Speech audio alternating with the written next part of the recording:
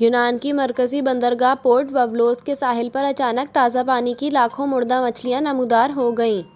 مقامی city council کے رکن کا کہنا تھا کہ سینکڑوں کلومیٹر تک مردہ مچھلیوں نے ساحل کو اپنی لپیٹ میں لے لیا ہے۔ ان کا کہنا تھا کہ اگر جلد ہی ان سے چھٹکارا نہ پایا گیا تو یہ دیگر جانداروں اور ماحولیات کے لیے خطرے کا باعث بن سکتی ہیں۔ ماہرین کا کہنا تھا کہ مردہ مچھلیاں گزشتہ سال آنے والے شدید سیلاب کے دوران تازہ پانی سے نکل کر سمندر میں آ گئی تھیں۔ ماہرین نے مچھلیوں کی موت کی ممکنہ وجوہات سے متعلق بتایا کہ لاکھوں مچھلیاں گزشتہ سال شدید سیلاب کے دوران اپنی فطری ماحولیات والے تازہ پانی سے نکل کر سمندر کی کھارے پانی میں آ گئی تھیں۔